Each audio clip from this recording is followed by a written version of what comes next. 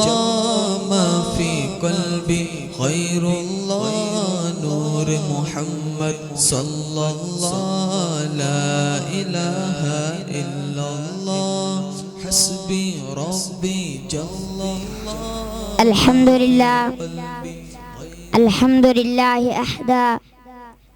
والصلاة والسلام على من لا نبي بعده أما بعد فأعوذ بالله من الشيطان الرجيم بسم الله الرحمن الرحيم ومن يبتغي غير الإسلام دينا فلن يقبل منه وهو في الآخرة من الخاسرين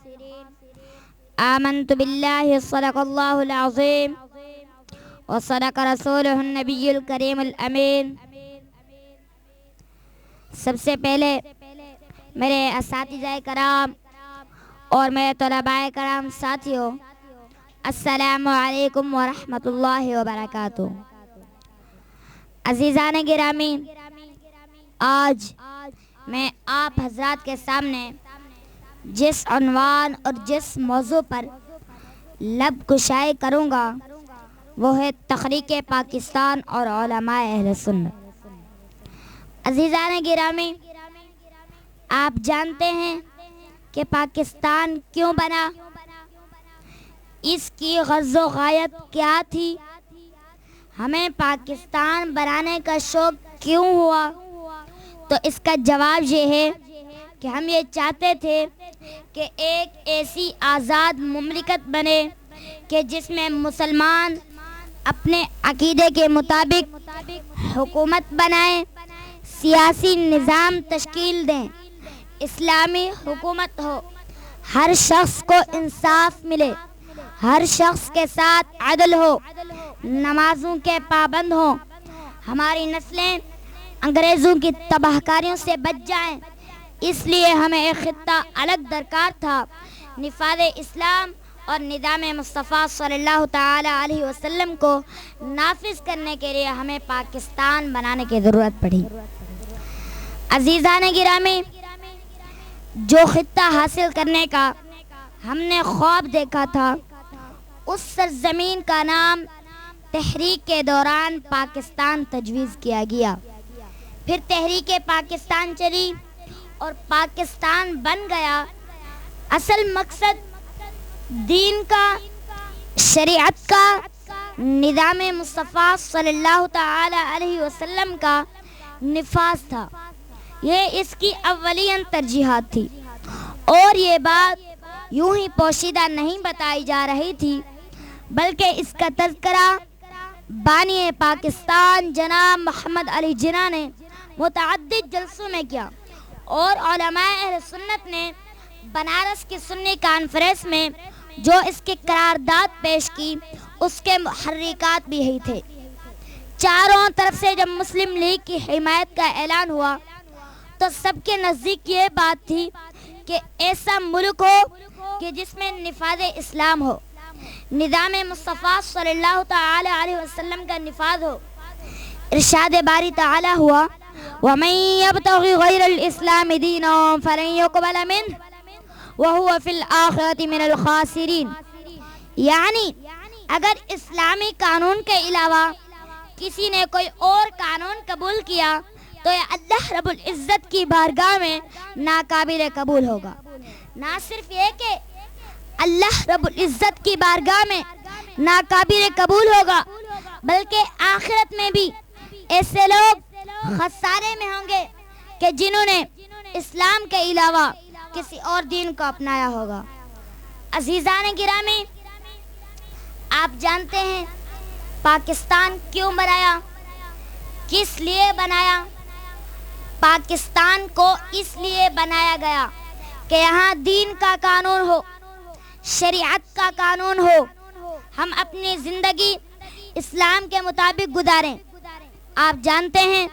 کہ ہندوستان کے ایک جلسے میں کسی نے جناب محمد علی جناح صاحب سے پوچھا تھا کہ پاکستان میں کون سا قانون ہوگا، پاکستان میں کون سا قانون ہوگا؟ آپ جانتے ہیں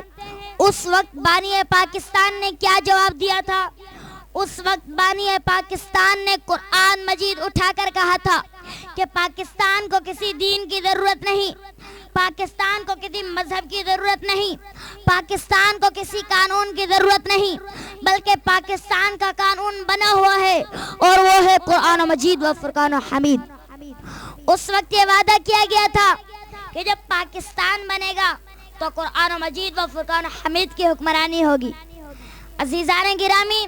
یہ پاکستان سیکولرزم کے تحت نہیں بنا، یہ پاکستان سوشلزم کے تحت نہیں بنا،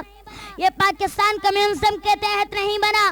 یہ پاکستان اگر بنا ہے تو نفاذ اسلام کے لیے بنا ہے۔ اب جو اس نظریے کو نہیں مانتا، حقیقت حال یہ ہے کہ وہ پاکستانی ہی نہیں، آپ کے دستور کے مطابق، آئین کے مطابق بھی وہ پاکستانی نہیں ہے۔ آپ ملاحظہ فرمائیں کہ وزیر اعظم کا حلف نامہ، صدر مملکت کا حلف نامہ، اسپیکر کا حلف نامہ، ممبر قومی اسمبلی کا حلف نامہ، اس میں اس بات کو مانا گیا کہ پاکستان ایک نظریاتی مملکت ہے اور نظریہ پاکستان کا میں محافظ رہوں گا۔ عزیزان گرامی، تحریک پاکستان و تخریک پاکستان میں بے شمار علماء اہل سنت نے قربانی دی، اپنی جانوں کو نچاور کیا، اپنا خون بہایا، اپنا گھر بار چھوڑا، لیکن چونکہ وقت اجازت نہیں دیتا کہ میں ان تمام اکابر علماء کے بارے میں گفتگو کروں، لیکن ایک ایسے شخص کے بارے میں ضرور بتاؤں گا کہ جس کو تاریخ دانوں نے بھلا دیا، مؤرخین نے جس کے ساتھ انصاف نہیں کیا، لکھنے والوں نے جس کے ساتھ عدل نہیں کیا۔ آپ جانتے ہیں وہ کون ہے؟ جس نے آزادی کا سب سے پہلا پتھر رکھا، جس نے آزادی کا سب سے پہلا سنگ بنیاد رکھا، وہ مرد مجاہد علامہ فضل خیر آبادی رحمت اللہ تعالی علیہ تھے، جو دہلی آئے اور تاریخ سے آپ کی بہادر شاہ ظفر سے ملاقات ہوئی، اور جب آپ نے دیکھا کہ انگریز ہمارے ذہنوں میں چھا جائے گا، مسلمان کی نسل کشی کرے گا، ہمارے مذہب اور تشخص کو تباہ و برباد کر دے گا، تو اس وقت آپ نے 1857 عیسوی میں دہلی میں بیٹھ کر انگریز کے خلاف جہاد کا فتویٰ دیا۔ جب وہ جہاد کا فتویٰ مرتب کیا تو تمام اکابر علماء سے اس جہاد کے فتوے پر دستخط کرائے۔ جب تمام اکابر علماء نے اس جہاد کے فتوے پر دستخط فرما دیے، عزیزان گرامی، اس وقت علامہ فضل خیر آبادی رحمت اللہ تعالی علیہ کا جہاد کا فتویٰ جاری کرنا تھا کہ انگریز کے خلاف ہندوستان بھر میں ایک ایسی عظیم لہر دوڑ گئی کہ گلی گلی، کوچا کوچا، کریا کریا، بستی بستی، شہر شہر وہ قتال، وہ جدال ہوا کہ انگریز حکومت کی چولیں ہل گئی۔ عزیزان گرامی،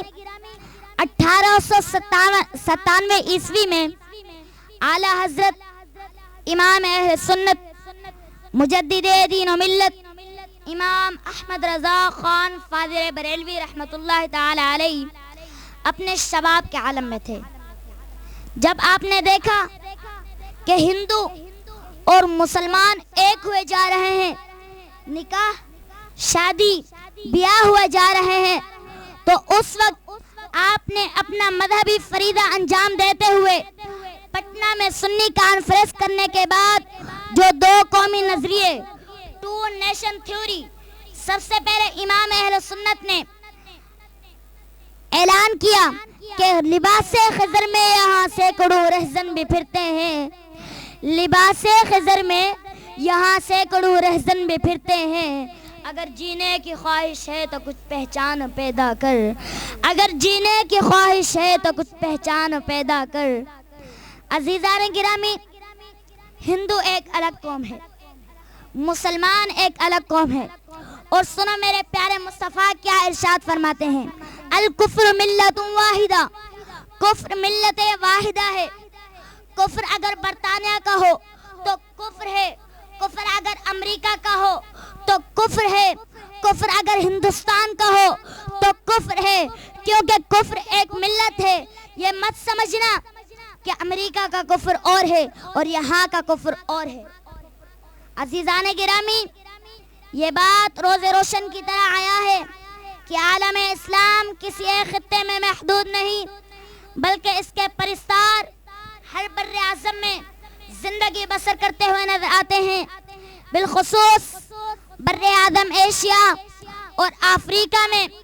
مسلمانوں کی تعداد کروڑوں میں ہے، اور کم و بیش 55 ممالک میں مسلمانوں کی اپنی خود مختار حکومتیں ہیں، جن میں توحید اور رسالت کے پرستاروں کی تعداد 1.5 ارب نفوس سے بھی زائد ہے۔ گویا اس کرۂ ارض کا ہر چھٹا آدمی دین اسلام کا پیروکار ہے، مگر مقام صد افسوس یہ ہے کہ امت مسلمہ میں فکر و نظر کی وحدت کا فقدان ہے، مرکزیت کی شدید کمی ہے، ہم آہنگی اور یکجہتی نہ ہونے پر ہیں، جس کی وجہ سے آج مسلمان زوال اور انحطاط کا شکار ہے۔ سب سے پہلے صرف اور صرف اس لیے کہ ہم مسلمان ہیں، لا الہ الا اللہ پڑھنے والے ہیں، محمد الرسول اللہ صلی اللہ تعالی علیہ وسلم کو ماننے والے ہیں۔ مسلمانوں کو غلام بنانے کے لیے یہ سب کچھ کیا جا رہا ہے، لیکن مسلمان اس کی مذمت کرتے ہوئے کہتے ہیں کہ ہری ہے شاخ تمنا ابھی جلی تو نہیں، ہری ہے شاخ تمنا ابھی جلی تو نہیں، دبی ہے آگے جگر مگر بجھی تو نہیں۔ جفا کے تیغ سے گردن وفا شعاروں کی کٹی ہے برسر میدان مگر جھکی تو نہیں، وما علینا الا البلاغ المبین۔ قلبی خیر اللہ نور محمد صلی اللہ لا الہ الا اللہ حسبی ربی جل اللہ ما فی قلبی غیر اللہ نور محمد صلی اللہ لا الہ الا